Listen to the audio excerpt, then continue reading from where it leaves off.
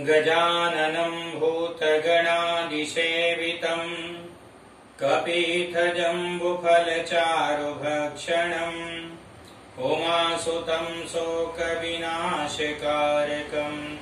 नमामि विघ्नेश्वरपादपङ्कजम्। नमो देव्यै महादेव्यै शिवाय सततं नमः। नमः प्रकीर्तिभद्राय नियता प्रणता अस्मताम्। अखण्डमण्डलाकारं व्याप्तेन चराचरं तत्पदं दर्शितं येन तस्मै श्रीगुरुवे नमः। नीलाम्बुजश्यामलकोमलाङ्गं सीतासमारोहपितवामभागं पाणौ महासायकचारुचापं नमामि रामं रघुवंशनाथम्। मनोजवं मारुततुल्यवेगं जितेन्द्रियं बुद्धिमतां वरिष्ठं वातात्मजं वानरयूथमुख्यं श्रीरामदूतं शरणं प्रपद्ये। श्रीगणेशाय नमः। श्रीजानकीवल्लभो विजयते। श्रीरामचरितमानस पंचम सोपान सुंदरकांड प्रारंभ।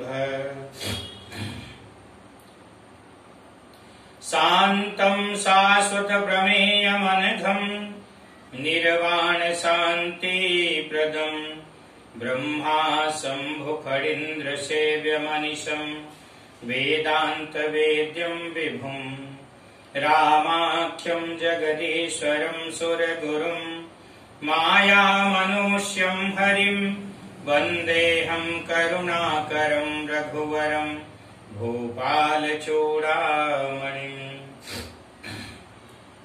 शांत, सनातन, अप्रमेय, प्रमाणों से परे, निष्पाप, मोक्ष रूप, परम शांति देने वाले ब्रह्मा, शंभु और शेष जी से निरंतर सेवित, वेदांत के द्वारा जानने योग्य, सर्वव्यापक, देवताओं में सबसे बड़े, माया से मनुष्य रूप में दिखने वाले, समस्त पापों को हरने वाले, करुणा की खान, रघुकुल में श्रेष्ठ तथा राजाओं के शिरोमणि राम कहलाने वाले जगदीश्वर की मैं वंदना करता हूँ। नान्याश प्रिया रघुपते हृदयेष्मद्ये सत्यं वदामि च भवानिखिलान्तरात्मा। भक्तिं प्रयच्छ रघुकुण्डवौ निर्भरा मे कामादिदोषरहितं कुरु मानसं च। हे रघुनाथ जी, मैं सत्य कहता हूँ और फिर आप सबके अंतरात्मा ही हैं, सब जानते ही हैं कि मेरे हृदय में दूसरी कोई इच्छा नहीं है। हे रघुकुल श्रेष्ठ, मुझे अपनी निर्भरा पूर्ण भक्ति दीजिए और मेरे मन को काम आदि दोषों से रहित कीजिए। अतुलित बलधाम महेम शैलाभदेहं दनुजवन कृशानुं ज्ञानी नाम अग्रगण्यं सकल गुण निदानं वानरानामधीशं रघुपति प्रिय भक्तं वातजातं नमामि। अतुल बल के धाम, सोने के पर्वत सुमेरु के समान कांति युक्त शरीर वाले दैत्य रूपी वन को ध्वंस करने के लिए अग्नि रूप, ज्ञानियों में अग्रगण्य, संपूर्ण गुणों के निधान, वानरों के स्वामी श्री रघुनाथ जी के प्रिय भक्त पवन पुत्र हनुमान जी को मैं प्रणाम करता हूँ। जामवंत के वचन सुहाए सुनि हनुमंत हृदय अति भाए। तब लगी मोहि पर क्यों तुम भाई सही दुख कंद मूल फल खाई। जामवंत के वचन सुनकर हनुमान जी के हृदय को बहुत ही अच्छा लगा, बहुत ही भाई। और कहते हैं कि हे भाई, तुम लोग दुख सहकर कंद मूल फल खाकर तब तक मेरी राह देखना कि जब लगी आवहु सीत ही देखी, ओहि काज मोहि हरस बिसेखी। यह कही नाई सबई कहु माता, चले हरसि धरि रघुनाथा। जब तक मैं सीता जी को देखकर लौट न आऊं, काम अवश्य होगा, क्योंकि मुझे बहुत ही हर्ष हो रहा है। यह कहकर और सबको मस्तक नमाकर तब तथा हृदय में श्री रघुनाथ जी को धारण करके हनुमान जी हर्षित होकर चले। सिंधु तीर एक भूधर सुंदर, कौतुक गोदि चढ़े ताऊ पर। बार बार रघुवीर सवारी, करके पवन तनय बल भारी। समुद्र के तीर पर एक सुंदर पर्वत था। हनुमान जी खेल से ही अनायास कूदकर उसके ऊपर जा चढ़े और बार बार श्री रघुवीर जी का स्मरण करके अत्यंत बलवान हनुमान जी उस पर से बड़े वेग से उछले। जेहि गिरि चरण देई हनुमंता, चले वो सुगा पाताल तुरंता। जिमिय मोघ रघुपति कर बाना, ये ही भांति चले वो हनुमाना। जिस पर्वत पर हनुमान जी पैर रखकर चले, जिस पर वे उछले, वह तुरंत ही पाताल में धंस जाते। और जैसे श्री रघुनाथ जी का अमोघ बाण चलता है, उसी तरह हनुमान जी चले। जलनिधि रघुपति दूत विचारी, तय मैनाक होई श्रमहारी। समुद्र ने उन्हें श्री रघुनाथ जी का दूत समझकर मैनाक पर्वत से कहा कि हे मैनाक, तुम इनकी थकावट को दूर करो, अर्थात अपने ऊपर इन्हें विश्राम दो। हनुमान तेहि परसा, कर पुनि कीन प्रणाम। राम काज कीने बिनु मोहि कहाँ विश्राम। हनुमान जी ने उसे हाथ से छू लिया और फिर प्रणाम करके कहा कि भाई, श्री रामचंद्र जी का काम किए बिना मुझे विश्राम कहाँ। जात पवन सुत देवन देखा, जाने कहु बल बुद्धि विषेखा। सुरसा नाम अहिन कहे माता, पटई न आई कही तेहि बाता। देवताओं ने पवन पुत्र हनुमान जी को जाते हुए देखा। उनकी विशेष बल बुद्धि को जानने के लिए परीक्षा लेने उन्होंने सुरसा नामक सर्पों की माता को भेजा और उसने आकर हनुमान जी से यह बात कही। आज सुरन मोहि दीन आहारा, सुनत बचन कह पवन कुमारा।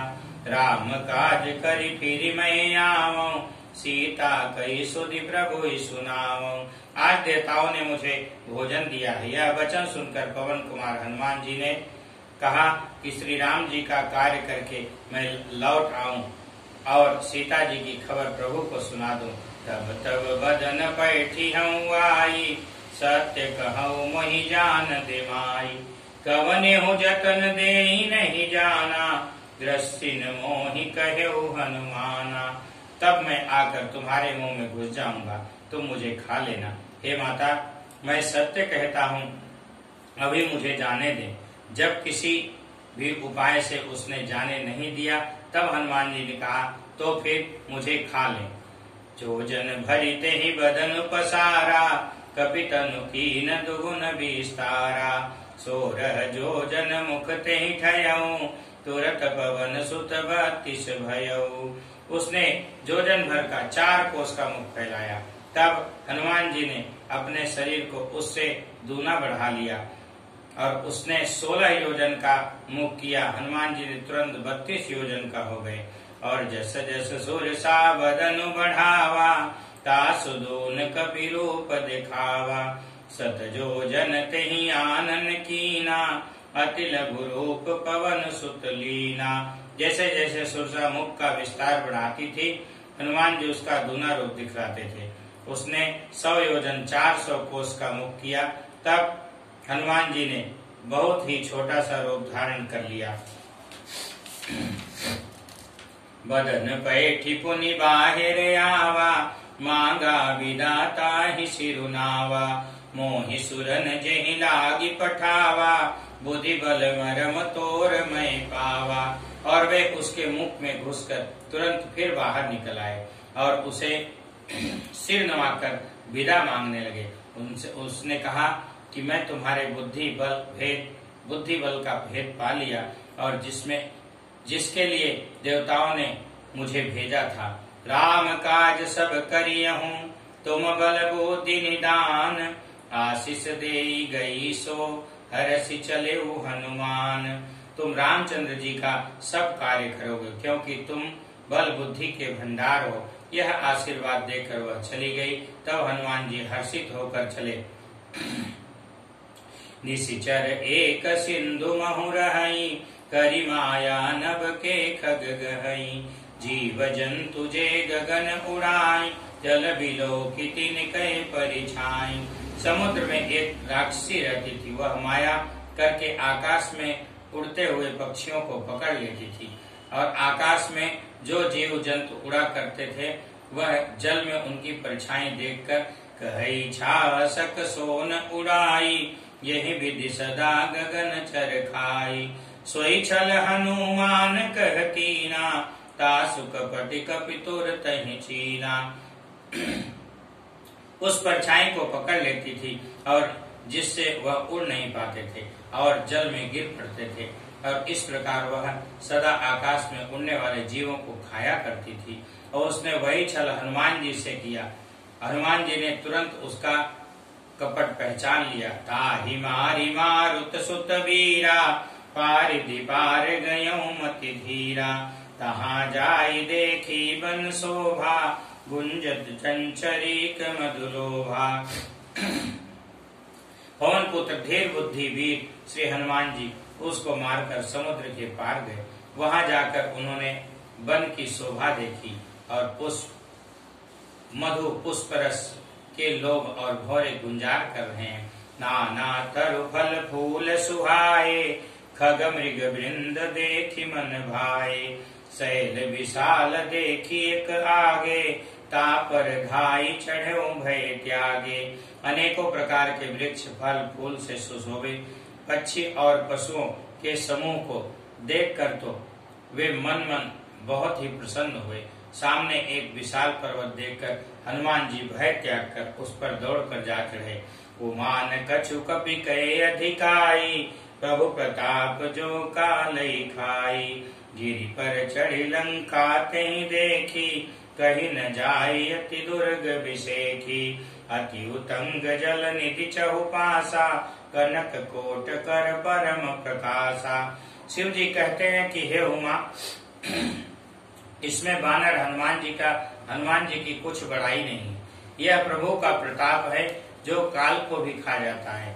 पर्वत पर चढ़कर उन्होंने लंका देखी। बहुत ही बड़ा किला, कुछ कहा नहीं जाता, और वह अत्यंत ऊंचा है, और उसके चारों ओर समुद्र है। सोने के परकोटे चहर दीवारी से परम प्रकाश हो रहा है। कनक कोट विचित्र मन कृत सुंदरायत नागना। चौहट हट सुबट बीती, चारुपुर बहु विधि बना। गजबाज खचर निकर पदचर, रथ वरुथन को गने। बहुरूप निश्चर जूत यति बल, सेन बरनत नहीं बने। विचित्र मणियों से जड़ा हुआ सोने का परकोटा, और उसके अंदर बहुत से सुंदर सुंदर घर हैं। चौराहे, बाजार, सुंदर मार्ग और गलियां, सुंदर नगर बहुत प्रकार से सजा हुआ। हाथी, घोड़े, खच्चरों समूह तथा पैदल और रथों के समूह को कौन गिन सकता है। अनेक रूपों के राक्षसों के दल हैं। उनकी अत्यंत बलवती सेना का वर्णन करते नहीं बनता।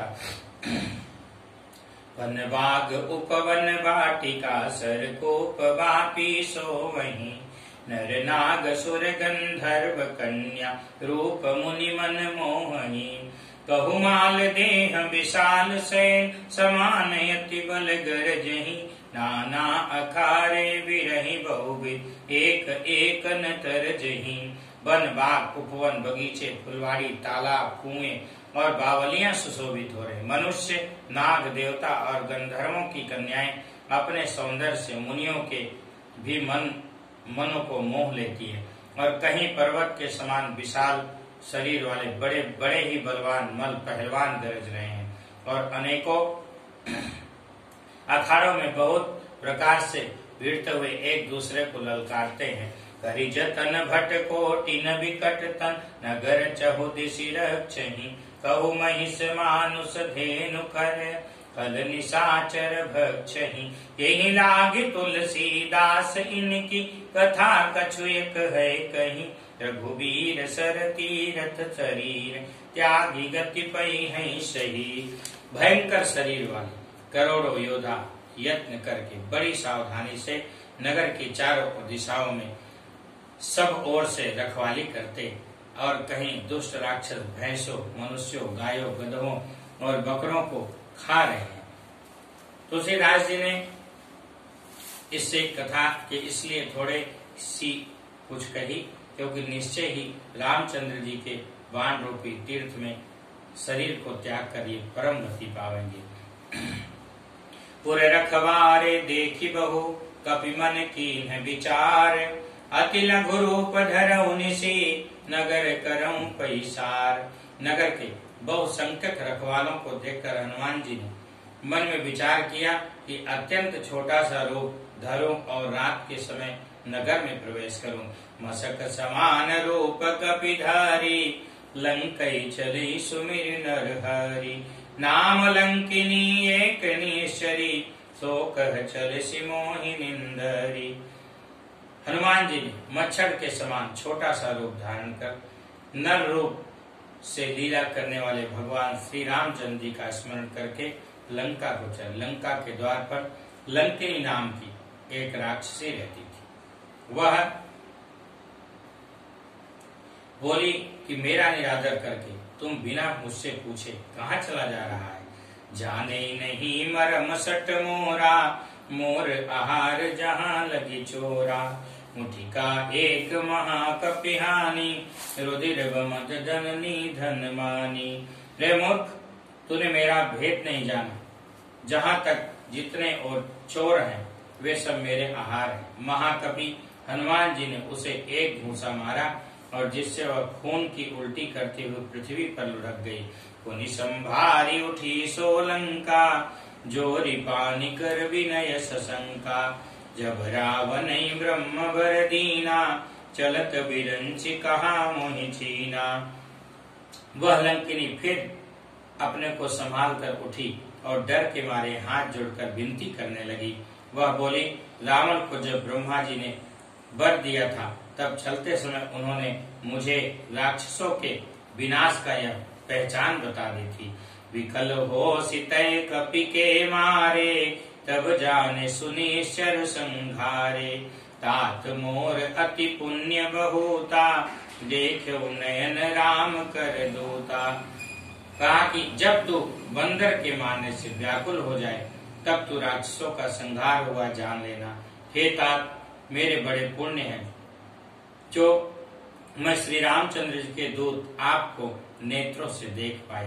तात स्वर्ग अपवर्ग सुख, धरिय तुलाए कयंग, तूलन ताहि सकल मिली, जो सुख लव सतसंग। हे तात, स्वर्ग और मोक्ष के सब सुखों को तराजू के एक पलड़े में रखा जाए और तो भी वे सब मिलकर दूसरे पलड़े पर रखे हुए उस सुख के बराबर नहीं हो सकते जो लव क्षण मात्र सत्संग से होता है। प्रविश नगर की जय सब काजा, हृदय राखी कौशलपुर राजा, गरल सुधारी पुकरई मिटाई, गोपद सिंधु अनल शीतलाई। अयोध्यापुरी के राजा श्री रघुनाथ जी को हृदय में रखें और रखते हुए नगर में प्रवेश करके सब काम कीजिए और उसके लिए विष अमृत हो जाता है, शत्रु मित्रता करने लगते हैं, समुद्र गाय के खुर के बराबर हो जाता है, अग्नि में शीतलता आ जाती है। करुण सुमेर रेणु समताही, राम कृपा करि चितवा जाहि, अति लघु रूप धर्यो हनुमाना, पैठा नगर सुमिरि भगवाना। और हे गरुण जी, सुमेरु पर्वत उसके लिए रज के समान हो जाता है, जिसे श्री रामचंद्र जी ने एक बार कृपा करके देख लिया। तब हनुमान जी ने बहुत ही छोटा सा रूप धारण किया और भगवान का स्मरण करके नगर में प्रवेश किया। मंदिर मंदिर प्रतिकर शोधा, देखे जह तह अगणित जोधा। गयऊ दसानन मंदिर माही, अति विचित्र कही जात सुनाही। उन्होंने एक एक प्रत्येक महल की खोज की, जहाँ तहाँ असंख्य योद्धा थे। फिर वे रावण के महल में गए। वह अत्यंत विचित्र था, जिसका वर्णन नहीं हो सकता। शयन किए देखा कपिते ही, मंदिर महु न दीख भय देही। भवन एक पुनि दीख सुहावा, हरि मंदिर तह भिन्न बनावा। हनुमान जी ने उस रावण को शयन किए देखा, परंतु महल में जानकी जी नहीं दिखाई दी। और फिर एक सुंदर महल दिखाई दिया। वहां उसमें भगवान का एक अलग मंदिर बना हुआ था। राम आयुध अंकित गृह, शोभा बरनिन्य जाय। नव तुलसी का वृंद तह, देखी हर्ष कपिराय। वह महल श्री राम जी के आयुध धनुष बाण के चिन्हों से अंकित था और उसकी शोभा वर्णन नहीं की जा सकती। वहां नवीन नवीन तुलसी के वृक्ष समूहों को देखकर कपिराज हनुमान जी हर्षित हुए। लंका निश्चर निकर निवासा, यहाँ कहाँ सज्जन कर वासा। मन मोह तरक करे कपिलागा, तेहि समय विभीषण जागा। लंका तो राक्षसों के समूह का निवास स्थान है, यहाँ सज्जन साधु पुरुष का निवास कहाँ। हनुमान जी ने मन में इस प्रकार तर्क करने लगे।